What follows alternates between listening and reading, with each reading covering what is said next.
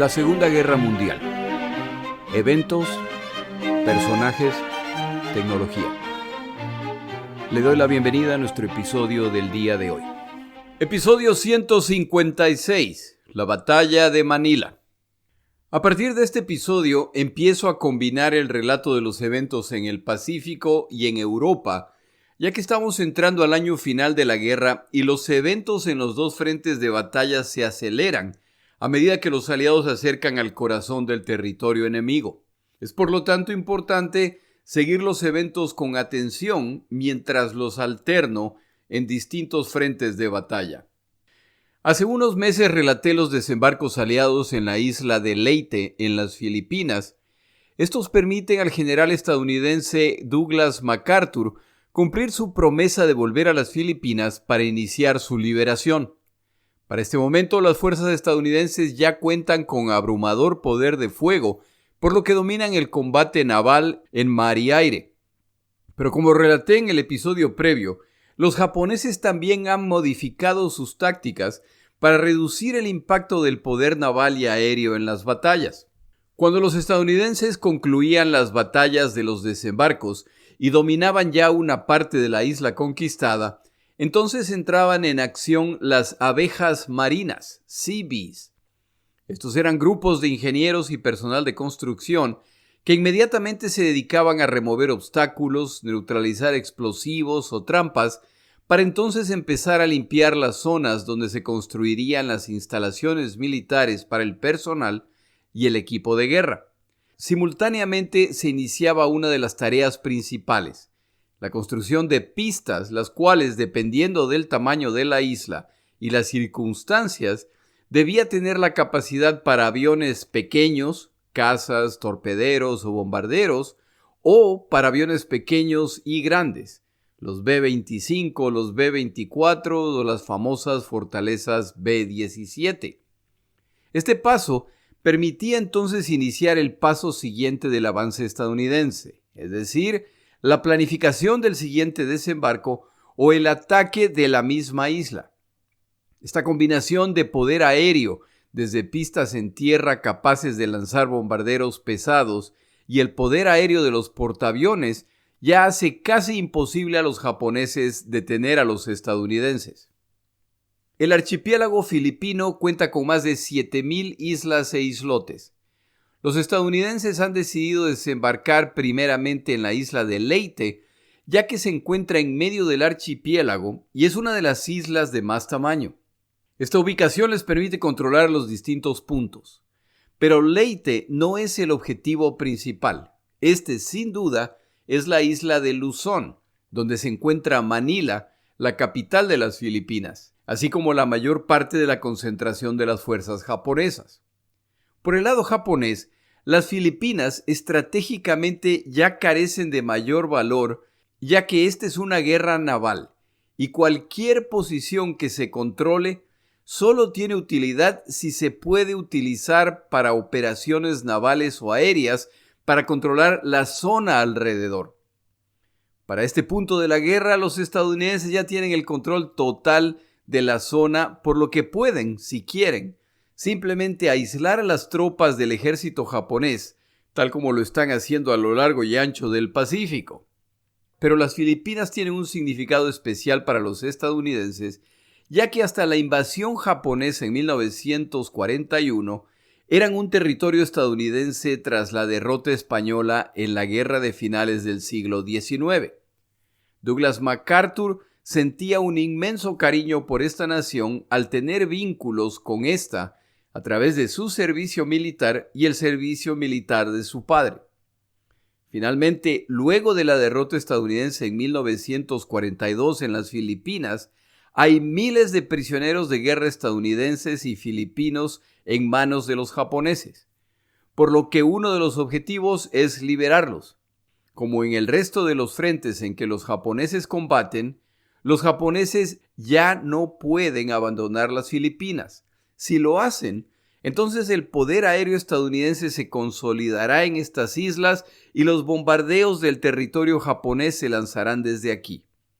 La única opción para los japoneses es pelear en una campaña que busca retrasar el avance estadounidense pero para este momento ya queda claro que no la pueden ganar, sobre todo porque los combatientes en estas islas están bloqueados navalmente, por lo que las tropas japonesas en la isla no pueden esperar recibir ningún tipo de refuerzo. Tras unos meses de construcción y operaciones adicionales, los estadounidenses están listos para desembarcar en Luzón y seguirán la misma ruta escogida por los japoneses en 1941, cuando derrotaron a los estadounidenses y los filipinos durante su invasión. El Golfo de Lingyan tiene forma de herradura y está ubicado en la costa norte de la isla de Luzón, donde se encuentra la capital, Manila. Es en ese golfo donde los japoneses desembarcaron en diciembre de 1941 para iniciar la invasión. El 9 de enero de 1945 se repite el proceso, pero esta vez son los estadounidenses quienes desembarcan. Vienen con una flota de más de 800 embarcaciones entre navíos de combate y navíos de apoyo. Para este momento los estadounidenses ya son maestros de estas operaciones al haber realizado tantas. Desde el 6 de enero han llegado embarcaciones que se van ubicando en sus puntos asignados para cuando llegue el momento de cumplir la tarea que les concierne. La confidencialidad ya no es tan necesaria, ya que los estadounidenses ya dominan el mar y el cielo. Pero otra cosa es el desembarco. El Golfo de Lingyan no es muy amplio y las embarcaciones que se acercarán a la costa para desembarcar las tropas y otros materiales carecerán del espacio para maniobrar libremente si los japoneses tienen alguna sorpresa. Los japoneses han instalado radares en la isla, por lo que están al tanto de la llegada estadounidense. Por su parte, los radares en las embarcaciones estadounidenses les advierte a la flota si se acercan ataques japoneses. Para este momento, los estadounidenses ya no anticipan ataques masivos aéreos como ocurría antes. Ahora, el mayor temor son los kamikazes, ya que no combaten como combatientes regulares que intentan sobrevivir, pero sobre todo porque no se necesitan grandes números de kamikazes para causar grandes daños. De hecho, en ruta desde Leyte a Luzón, los estadounidenses han sufrido el peor ataque de kamikazes hasta el momento. Este ataque ha impactado 30 embarcaciones estadounidenses. 3 han sido destruidas, 14 sufren daños muy serios y 13 sufren daños menores. Se solicita el apoyo de los portaaviones y una lluvia de cazas de combate y bombarderos descienden sobre las pistas en Luzón, por lo que la amenaza kamikaze reduce drásticamente. La Fuerza Aérea japonesa no jugará un papel decisivo o siquiera importante en esta campaña, ya que los refuerzos que intentan enviar desde la isla de Formosa son interceptados en ruta y los aeródromos japoneses en las Filipinas son bombardeados diariamente.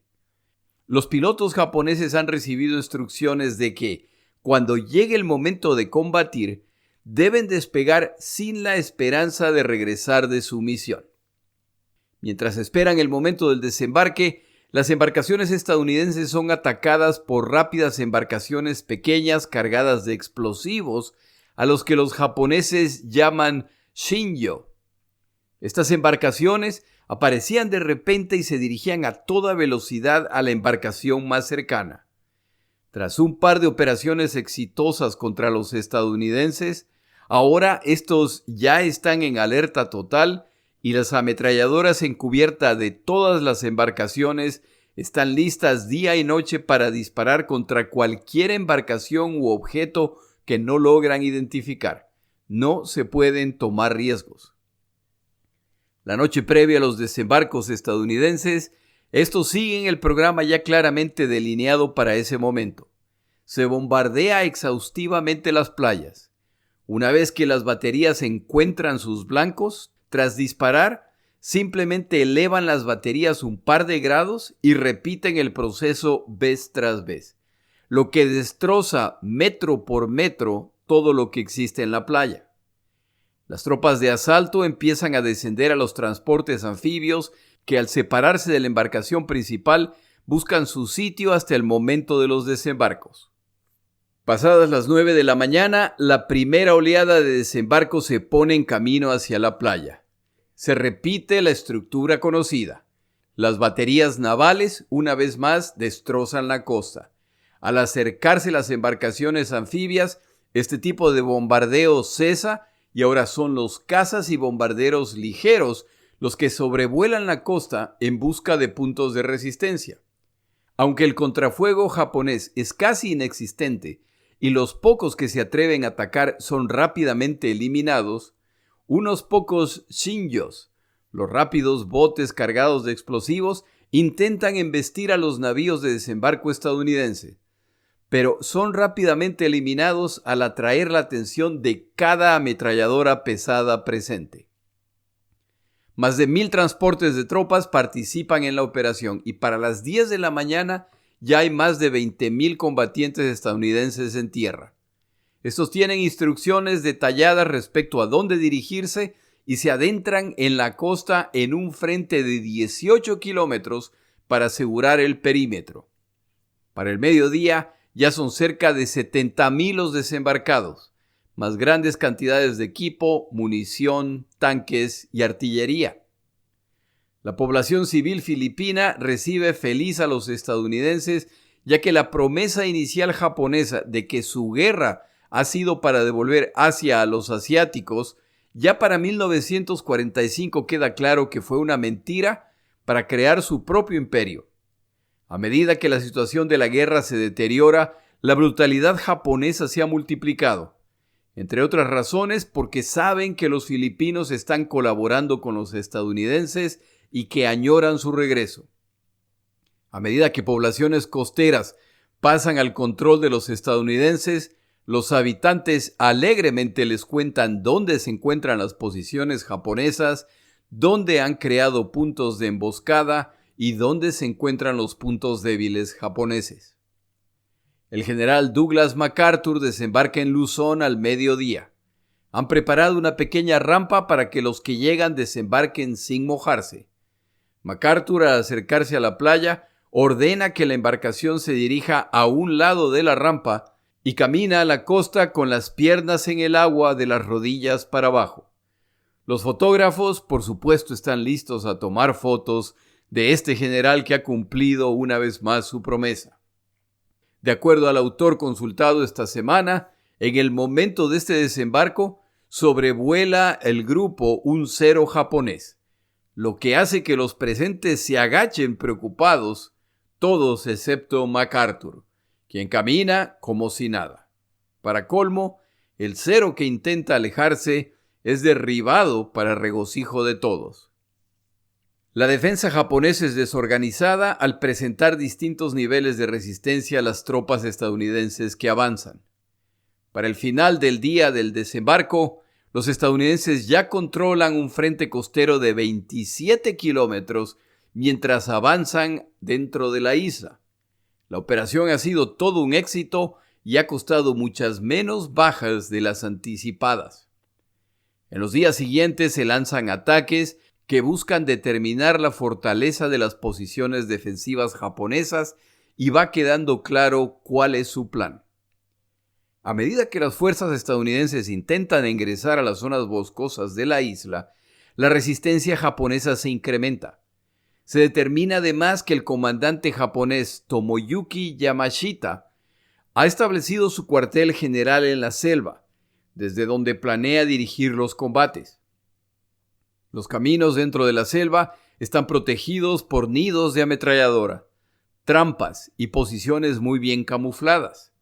Se ordenan ataques navales y bombardeos, pero queda claro que la única forma de eliminar esas posiciones será una a una utilizando la infantería. Pero el objetivo principal estadounidense no se encuentra en la selva, sino hacia el sur. Los estadounidenses se ponen rumbo a Manila, la capital filipina, sabiendo que su flanco está expuesto a las tropas japonesas que se encuentran en la selva. Confían en que tienen suficientes fuerzas para detener cualquier intento de ataque desde este flanco. Durante el avance hacia Manila encuentran los obstáculos naturales comunes: El más importante de todos, como siempre, son los ríos. Pero los estadounidenses, familiarizados con la geografía filipina, cuentan con el equipo para seguir avanzando. A medida que se acercan a la capital, ven los múltiples pueblos que cuentan con la tradicional estructura española, la iglesia, la plaza principal y el edificio para las autoridades locales. En los alrededores de estas estructuras se extiende la población. Los japoneses siguen enfrentando el problema de pobladores que delatan sus posiciones. Las esporádicas batallas entre estadounidenses que avanzan y japoneses que atacan y se retiran se deciden rápidamente y el avance estadounidense continúa sin mayores problemas. Pero queda claro que las montañas que constituyen el flanco izquierdo de las fuerzas estadounidenses están llenas de combatientes japoneses. Tomamos una pausa en el episodio.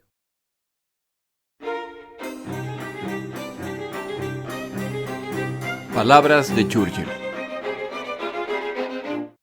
El día de hoy una breve frase de Churchill pronunciada en 1941, cuando los británicos combatían solos a los alemanes.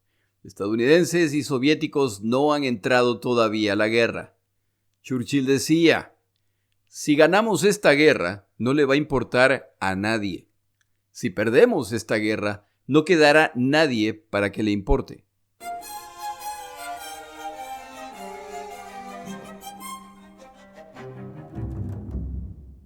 El plan de MacArthur es tomar la base aérea de Clark Field, que los japoneses han rebautizado Mabalacat, para desde ahí utilizar bombarderos pesados para apoyar las operaciones en tierra.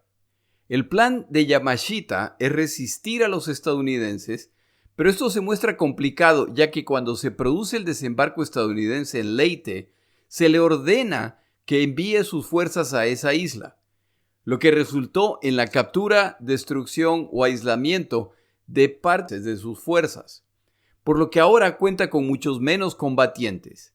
Y como las Filipinas enfrentan un bloqueo naval completo de parte de los estadounidenses, entonces no pueden esperar recibir refuerzos de ningún tipo. A sus múltiples problemas se suman grupos guerrilleros filipinos que han visto la llegada estadounidense como la oportunidad para vengarse de sus ocupantes, por lo que se siguen produciendo ataques inesperados. Como ya lo mencioné antes, el plan japonés no incluye derrotar a los estadounidenses, pero al menos deben intentar detenerlos y causarles cuantas bajas sean posibles. Luego de las Filipinas, el único objetivo militar restante para los estadounidenses es el territorio japonés. Las Filipinas van a caer, pero Yamashita debe retrasarlo cuanto pueda, utilizando los más de 250,000 combatientes con los que cuenta. Se le recomienda a Yamashita que lance un ataque masivo contra los estadounidenses en las planicies, pero él rechaza esa opción. Sería un ataque desesperado en que sus tropas serían masacradas por la artillería y la aviación estadounidense. Sus instrucciones han sido que las alrededor de 70,000 toneladas de vituallas con las que cuentan los japoneses sean retiradas de Manila y se distribuyan en las posiciones en la selva en preparación para los ataques estadounidenses y para una resistencia que debería durar meses o años. Los japoneses anticipan que los estadounidenses intentarán capturar la base de Clark Field y han dispuesto posiciones defensivas alrededor de la misma. Intentan detener a los estadounidenses y pelean fanáticamente. Pero para finales de enero estas posiciones caen y los estadounidenses ahora cuentan con una base desde la cual dirigir operaciones aéreas contra distintos puntos de la isla de Luzón. En su avance, los estadounidenses se aseguran de bloquear las rutas hacia la península de Bataan, para evitar el tipo de combate que enfrentaron ellos cuando se retiraron de Manila.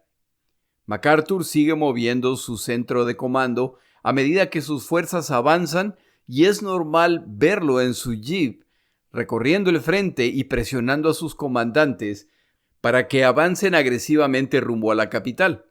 Está convencido de que pueden sorprender a los japoneses. Como los estadounidenses están equipados con todo tipo de armamento y vehículos, las tropas japonesas que han planeado emboscadas en la ruta hacia Manila tienen muy poca oportunidad contra el poder de fuego impresionante que se desata contra ellas al iniciar sus ataques. El nivel de motorización de las fuerzas estadounidenses es tal que la velocidad con que se mueven sus columnas de ataque no tienen precedente, por lo que vez tras vez sorprenden a los japoneses que no los esperan tan pronto. Para el 4 de febrero, las fuerzas de avanzada estadounidenses llegan a Manila y empiezan a rodear la ciudad. Están particularmente interesados en la Universidad de Santo Tomás, ya que están al tanto de que prisioneros de guerra, familias extranjeras y filipinos importantes son prisioneros ahí. Los estadounidenses inician el ataque con tanques para destrozar la verja principal, seguidos por infantería para iniciar los combates. En un evento extrañísimo en esta guerra, el comandante japonés Toshio Hagashi comunica a los estadounidenses que está dispuesto a liberar a la mayor parte de los prisioneros. Los japoneses liberan cerca de 3,000 prisioneros, pero mantienen cautivos a 221. Tras un día de tensiones, se acuerda que los prisioneros serán liberados a cambio de garantías de que los combatientes japoneses podrán retirarse hacia sus líneas fuera de la ciudad. Los prisioneros liberados no desperdician la oportunidad de maltratar verbalmente a los combatientes japoneses. Pero la tensión no escala y el acuerdo es cumplido por los dos bandos sin que se dispare un solo tiro. Los estadounidenses confían que este evento es solo el primero de muchos que permitirá liberar la capital con mínimas pérdidas civiles. Al finalizar el día, el general MacArthur visita las instalaciones de la Universidad Santo Tomás para regocijo de los liberados. Las fuerzas estadounidenses están ingresando por el norte de la capital y ya pueden ver las columnas de humo que ascienden desde distintos puntos de la ciudad. Los japoneses están destruyendo e iniciando fuegos en las zonas comerciales. El flujo de pobladores que escapan hacia el norte se cruza con las tropas estadounidenses que avanzan hacia el sur. No saben qué esperar. Ojalá sea el caso que los japoneses se están retirando de la ciudad. Ese no es el caso, y al llegar a la Universidad del Lejano Oeste, son recibidos por fuego cruzado desde distintas posiciones. La resistencia es tan fuerte que los que avanzan deben retirarse para regresar con refuerzos. Otro grupo de combatientes estadounidenses que avanza empieza a encontrar evidencia de masacres de civiles. En una fábrica de cigarrillos se encuentran los cuerpos de 49 filipinos. El grupo incluye mujeres y niños. El más joven de aproximadamente 2 años. Estos individuos han sido maniatados y sus heridas son causadas por bayonetas o por katanas, las espadas que llevan los oficiales japoneses. En otro edificio cercano encuentran más de 100 civiles que han sido ejecutados de la misma forma. En la ciudad, los japoneses enfrentan problemas similares a los que enfrentan en el campo. De repente, entre la población pacífica aparecen individuos armados que emboscan a los japoneses, sabotean su equipo, cortan las líneas de comunicación y los atacan. Pero el mayor impacto de los que resisten a los japoneses es que los civiles filipinos pasan información a los estadounidenses que avanzan respecto a la ubicación de las fuerzas japonesas. Los japoneses, quienes debido a su rígida estructura social no tomaban muy bien comportamientos que ellos veían como falta de respeto, ahora enfrentan el desafío y el desprecio de sus conquistados. Y esto, combinado con las órdenes recibidas de que no deben esperar sobrevivir estos combates, desatan una orgía de sangre y muerte en Manila. Los estadounidenses reciben órdenes de MacArthur de avanzar rápidamente en Manila a fin de evitar más masacres. El avance estadounidense ocurre tal como se lo planea y muchos son liberados a medida que avanzan en la ciudad. Este avance continúa y para inicios de febrero, MacArthur decide declarar la victoria. Su centro de comando emite el siguiente comunicado: nuestras fuerzas están rápidamente eliminando la resistencia enemiga en Manila.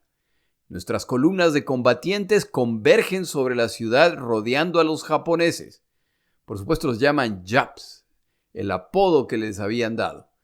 Están rodeando a los Japs. Su destrucción completa es inminente.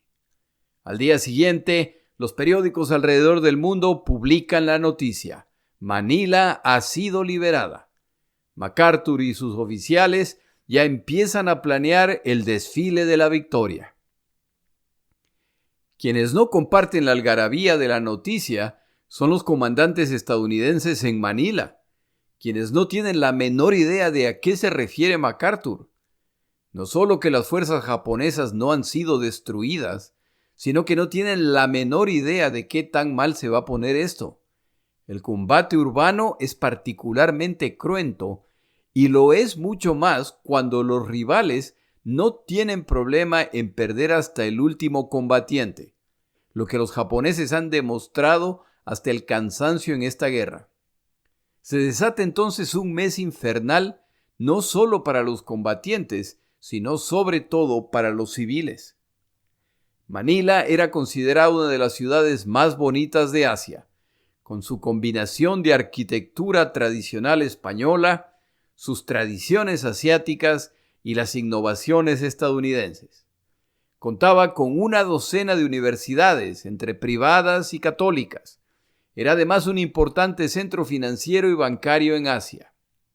El autor consultado esta semana afirma que esa Manila tenía un cierto aire de Madrid o de Sevilla. Las fuerzas estadounidenses ya se acercan al centro cultural y comercial de la ciudad, lo que incrementa el humo negro de los incendios y el olor de carne achicharrada. Los japoneses se han atrincherado en los edificios oficiales de la ciudad: la legislatura, el Ministerio de Finanzas, la Oficina Postal Central, el cuartel de policía. Estos edificios, construidos de concreto, hierro y piedra, fueron diseñados para resistir terremotos, por lo que son ideales para resistir a los estadounidenses.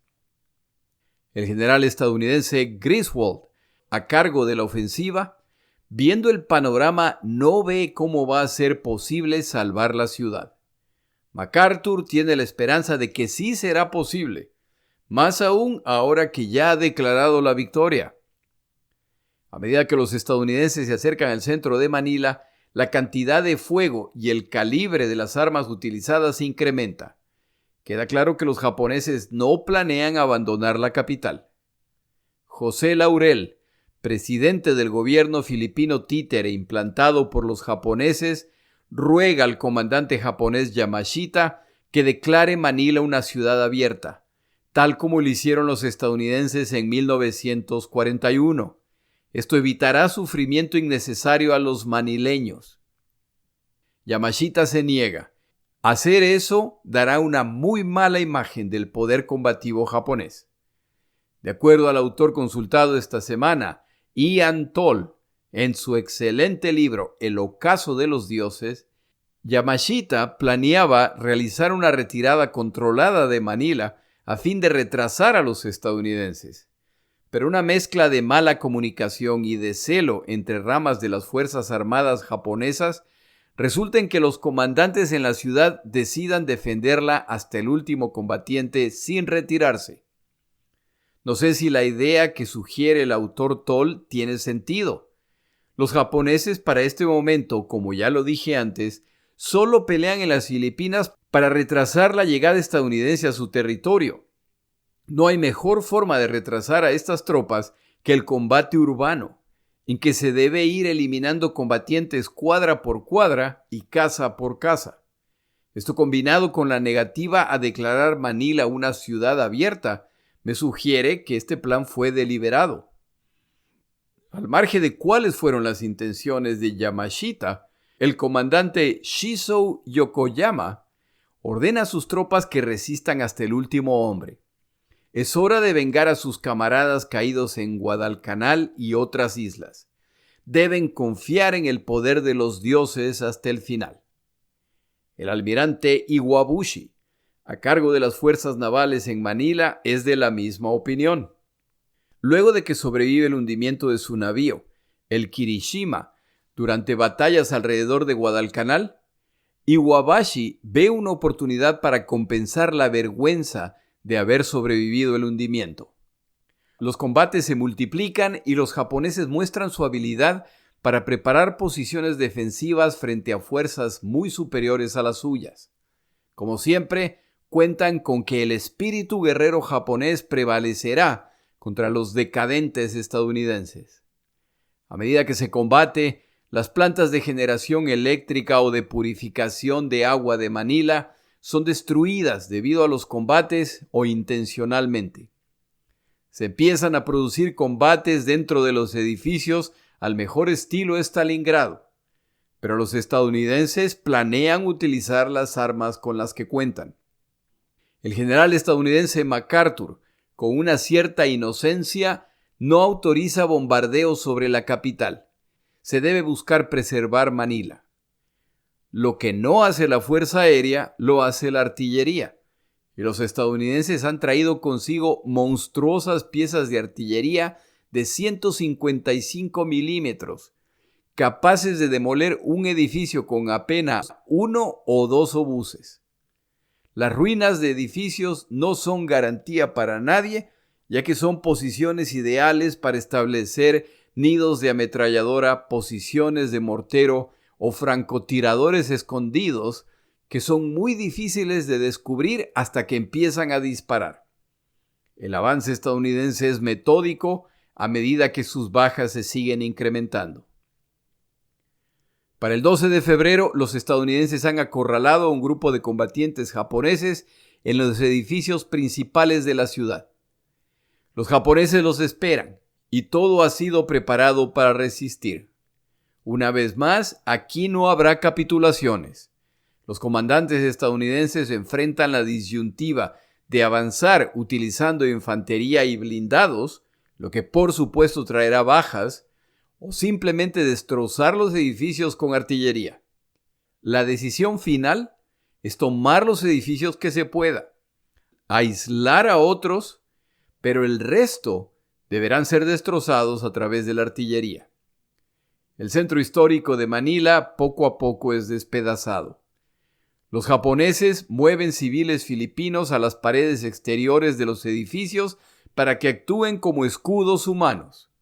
Pero la Segunda Guerra Mundial es descrita como la guerra total por excelencia por razones válidas, y al final, la presencia de estos civiles no detiene los ataques estadounidenses y la batalla prosigue. En la batalla de Manila van a morir alrededor de 100,000 civiles filipinos. Algunos de los civiles filipinos no mueren como resultado de los combates, son ejecutados por los combatientes japoneses. Todo aquel que sea sospechoso de ser parte de un movimiento guerrillero o que se sospecha colabora con los estadounidenses será ejecutado. El diario de un solo combatiente japonés refleja que él participó en la ejecución de más de 1,000 civiles. Para febrero 13, el almirante Iwabuchi ordena a sus tropas que ejecuten a cuanto civil filipino encuentren sin diferenciar edad o sexo. En su opinión, todos los civiles filipinos se han transformado en guerrilleros. Como están bajos de munición, las instrucciones de Iwabuchi se aclaran. Cada vez que sea posible, los civiles deben ser llevados a edificios o casas que luego serán dinamitadas o se incendiarán para matar a los que se encuentran adentro. Esto eliminará la incómoda tarea de deshacerse de cadáveres y ahorra munición. En otros casos, los cadáveres deben simplemente ser lanzados al río. Esto desata masacres por todos lados, además del pillaje, la tortura, la violación de mujeres y niñas, los abusos y las mutilaciones. Los japoneses se concentran en la élite filipina, así como en los extranjeros. Entre las víctimas preferidas se encuentran sacerdotes y todo aquel que haya vestido uniforme militar o policial, incluso si han colaborado con los japoneses durante la ocupación. Familias enteras son torturadas, las mujeres y niñas violadas antes de ejecutarlos a todos. Reaparece la siniestra práctica japonesa de mutilar a mujeres que han violado al cortarles los senos. En la Universidad La Salle, de repente ingresan 20 soldados japoneses que encuentran un grupo de gente que se ha refugiado ahí. Sin ton ni son, empiezan a empalar a individuos con sus bayonetas. Heridos y muertos son apilados en una esquina. Los soldados entonces salen al patio trasero, se emborrachan y más tarde regresan a terminar el trabajo.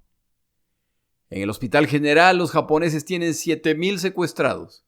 En las noches, soldados japoneses recorren los pasillos en la oscuridad con lámparas en la mano.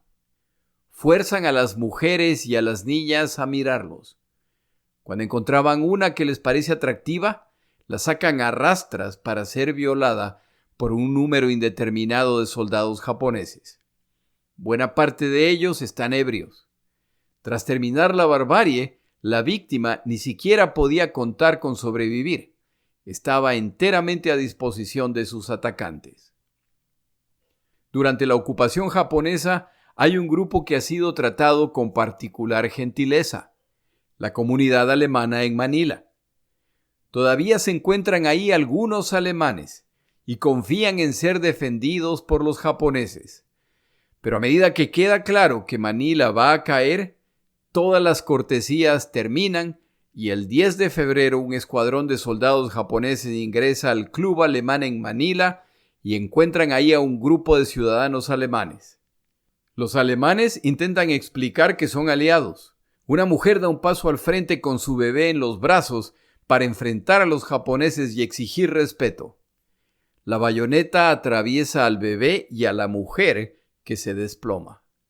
El resto de combatientes japoneses empiezan a escoger mujeres de toda edad y se las llevan a habitaciones y pasillos donde las violan. Quien abre la boca es ejecutado. En unas horas los sobrevivientes alemanes estarán en la calle como cualquier otro civil. Con amigos así, la caída de Manila ya es inevitable, pero no ocurrirá antes de que las fuerzas japonesas den rienda suelta a sus más bajos instintos y traumas firmemente enquistados en la mentalidad militar de esa nación. Los descendientes de dioses están siendo derrotados inapelablemente y sus siervos ahora les muestran abiertamente su desprecio. Estos combatientes saben que no sobrevivirán y planean causar tanto daño puedan antes de morir. La crueldad se multiplica y se pasa de la violación a la mutilación, a la tortura y finalmente a la mutilación de cadáveres. Las fuerzas estadounidenses ya rodean Intramuros, el distrito amurallado de Manila, construido por Miguel López de Legazpi en 1571, que cubre 66 hectáreas. Este fuerte, escogido por los japoneses, está construido de piedra maciza. Desde aquí se mantendrá la defensa final. Esta fortaleza cuenta con paredes de alrededor de 8 metros de altura y un espesor de hasta 7 metros en algunos lugares, al mejor estilo de los castillos que hasta hoy se puede ver en España y en el resto de Europa. Esta era una edificación única en esta zona del planeta. Además de los japoneses, hay miles de civiles enfermos y desnutridos que los japoneses consideran su garantía de que no serán atacados. A través de altoparlantes, los estadounidenses intentan convencer a los japoneses de que la defensa es inútil. Se lanzan panfletos desde avionetas con la misma exigencia. Los japoneses ponen sacos de arena en las puertas de arco de acceso y ubican ahí sus baterías antitanques. En distintos puntos de la estructura periférica han perforado las paredes para poder movilizar su equipo y atacar desde ahí. El 23 de febrero de 1945, más de una centena de piezas de artillería de 105 y 155 milímetros disparan contra la fortaleza en lo que el autor describe como el bombardeo más intenso en el Pacífico hasta ese momento. Algunas de las baterías se encuentran tan cerca de la edificación que disparan horizontalmente. Tras 1 hora de bombardeo, las paredes de intramuros han desaparecido y por supuesto hay miles de muertos. No solo debido a la cañoneada estadounidense, sino a que los defensores japoneses dentro de la fortaleza, sabiendo lo que se viene, deciden empezar a ejecutar a los civiles. El almirante Iwabuchi exhorta a sus tropas a combatir hasta la última bala. Si se quedan sin munición, deben utilizar sus granadas. Cuando se acaben las granadas, combatir con sus sables. Si los sables son destruidos, entonces deben atacar a los estadounidenses a mordidas. Ahora ingresa a intramuros la infantería estadounidense desde distintos puntos. Los acompañan bulldozers blindados que remueven escombros para el avance de los tanques Sherman. El avance es una mezcla de prisa y pausa, la receta necesaria para el combate urbano. Iwabuchi y su alto mando se suicidan en medio de la confusión reinante. MacArthur finalmente logra ingresar a Manila el 23 de febrero y se dirige al lujoso hotel que solía utilizar como residencia. Solo encuentra escombros. El 27 de febrero, con la presencia de oficiales estadounidenses encabezados por MacArthur, de legisladores filipinos liderados por el presidente Osmeña y de la prensa, el gobierno filipino es restaurado. MacArthur habla brevemente para referirse a la decisión japonesa de no declarar Manila como ciudad abierta como él lo hizo en 1941, lo que ha resultado en una ciudad en ruinas y decenas de miles de muertos. Promete además que la hora del Japón se acerca. Esta vez a nadie se le ocurre hablar de desfiles de triunfo. Manila es simplemente una pila de escombros. Se inicia entonces la tarea de limpiar la ciudad y de recuperar y enterrar los cadáveres que cubren la ciudad entera. Inmediatamente se empieza a trabajar en el puerto de Manila, el cual será necesario para el ataque contra las islas japonesas de Iwo Jima y Okinawa. Pero la campaña en las Filipinas está lejos de terminar. Tal como cuando los japoneses invadieron Luzón en 1941, ahora los estadounidenses tienen frente a sí a la península de Batán, fácil de defender y difícil de atacar. Y al sur de esta, la fortaleza de Corregidor, la cual resistió y retrasó a los japoneses en 1941. Los estadounidenses ahora deben recapturarlas. Antes de finales de febrero, estas tareas se completarán exitosamente, utilizando incluso paracaidistas para la carga final contra Corregidor. Desde su fortaleza en la selva, el general Yamashita declara ante la prensa japonesa que la batalla por Luzón simplemente acaba de empezar y que él confía en la victoria japonesa, ya que los americanos todavía no han enfrentado lo mejor de sus fuerzas. Concluye afirmando que la batalla de Luzón va totalmente de acuerdo con sus planes. Y es que Yamashita ha aprendido de los errores de MacArthur cuando desembarcaron los japoneses, por lo que ha distribuido sus fuerzas a lo largo de las zonas montañosas de Luzón. Los combates en esta isla, así como en otras islas del archipiélago, continuarán sin que se vea el fin. Esto podría tomar años. La próxima semana grabo el último episodio relacionado con las Filipinas, en que hablamos de una fuerza de combate latinoamericana que participó en esos combates. Me refiero a las Águilas Aztecas. Mi nombre es Jorge Rodríguez. Gracias por acompañarme. Para información adicional respecto a este episodio, las notas de este podcast, que incluyen la narración de este episodio, así como acceso a resúmenes, videos, documentales y materiales adicionales gratuitos disponibles en el Internet, por favor vaya a Amazon y busque el libro La Segunda Guerra Mundial, Eventos, Personajes, Tecnología. Al comprar estas notas, me ayuda y me apoya financieramente. Puede encontrar información adicional en mi página web, lasegundagm.com. Muchas gracias.